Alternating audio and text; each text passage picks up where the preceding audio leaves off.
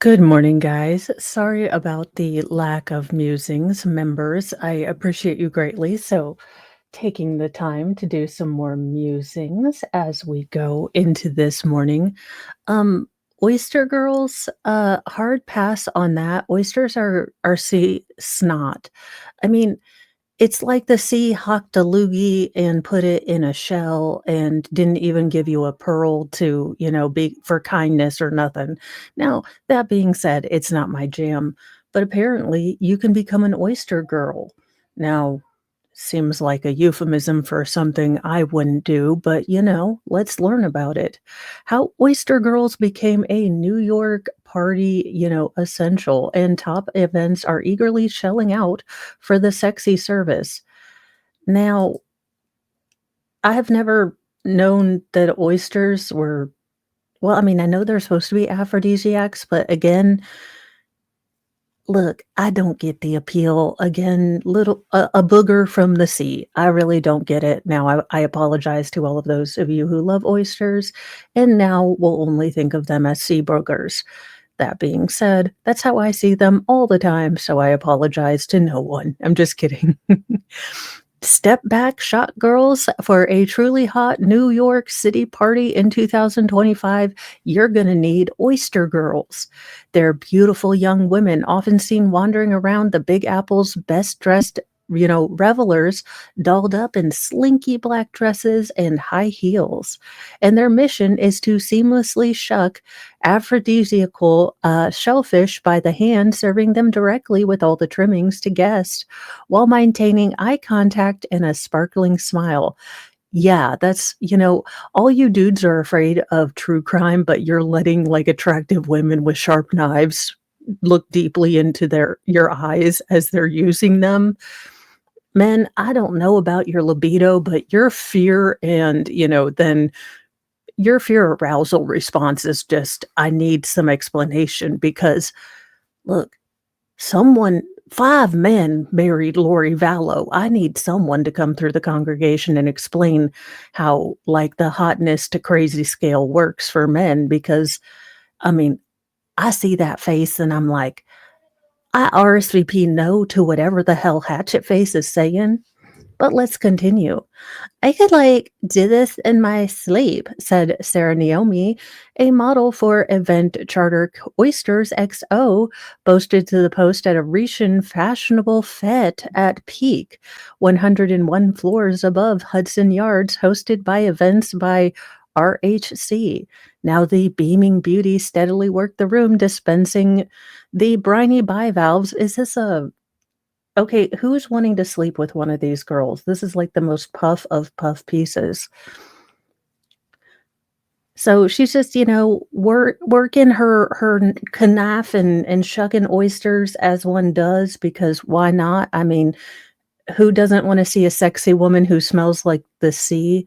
I mean, maybe Barry Manilow had the right idea with Mandy. I mean, maybe the sea is as true. Well, I mean, we all know it should have been Randy, let's be honest, but maybe the sea is men's first love, and then you add boobs and oysters, and you got the perfect, trifecta, I guess, because you got 2 boobs and 1 oyster.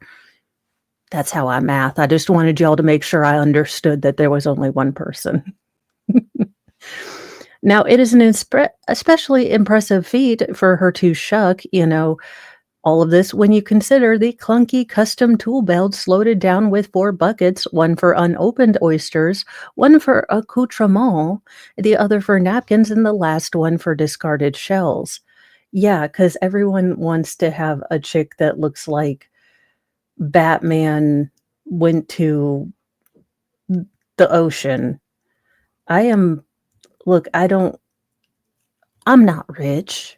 I know this is gonna be shocking to you, so rich people stuff confuses me. I guess if you have money to burn and you'd like to get oysters shucked by, you know, boobs, I'm good with it. You boob out. Ooh, the 5-second rule. The 5-second rule is put to the test. A scientist revealed just how long is too long to eat food off the floor. This is definitely going in the rotation, for science and all and such. I mean, we have to know. These are important things to go on Mornings with Mo. We have to know how long you can actually, you know, leave food on the floor before it is just completely not good. Now, I do have a theory that things like Oreos and, Snickers bars and things like that are generally protected by the glucose in them. And then things like broccoli, asparagus, and, well, yeah, any vegetable needs to be taken and put in the trash absolutely immediately because they're usually all wet and, you know, so that would be how I would do it, but, I mean, I'm not a scienceologist, as y'all know. Let's see what the smoking gun has for us. Keystone crap. Oh, no. Oh, no. Someone looks like someone, um, laid a stinky pickle in a beer cave. This is going on. You know, I am sure that my mother wonders constantly what I do every morning. And when I jokingly tell her I look for the weirdest stories on the internet, she's like, "I don't why?"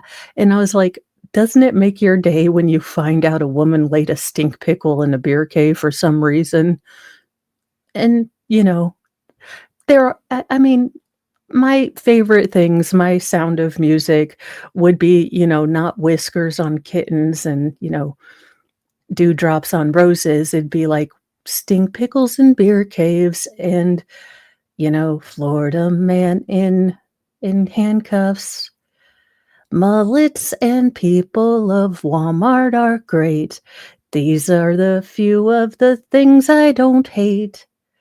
When people do the ratchet or when the ratchet happens, when the chaos comes, when these stories land, the best thing that happens is Mo finds them out, and then she shares them with the world.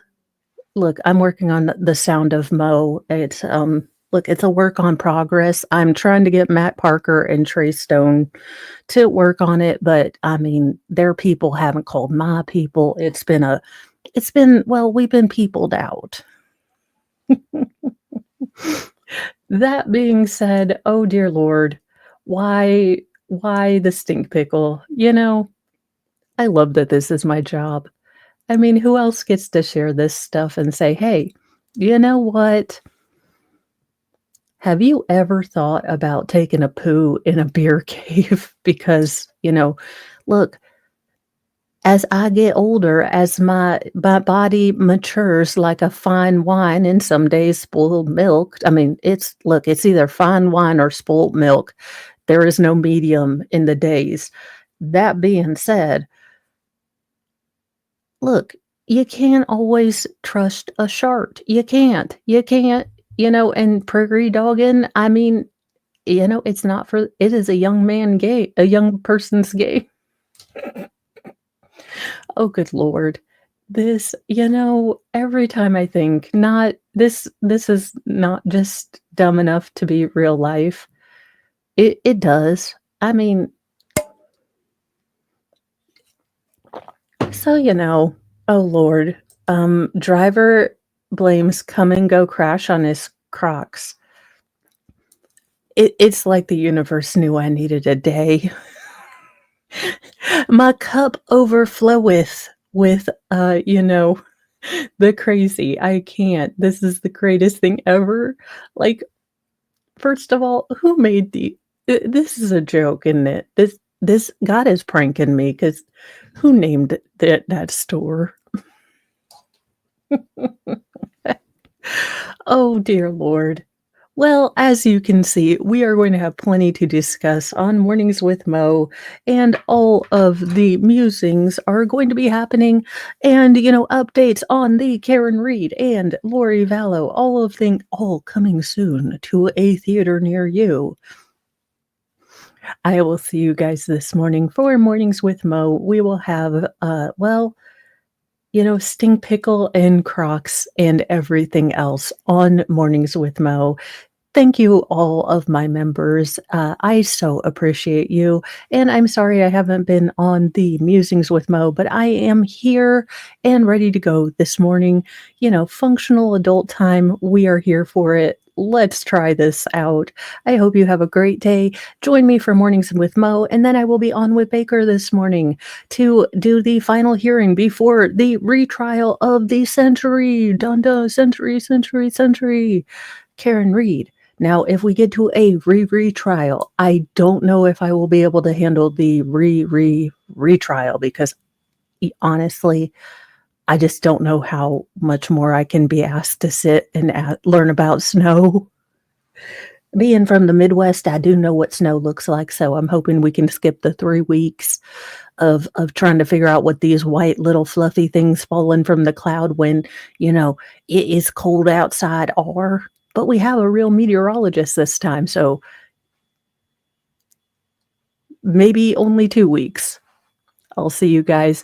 Be kind to yourself, be kind to others, but have a sassy mouth and carry a can of bitch fire, 'cause kindness no longer equals doormat. Bye, you guys.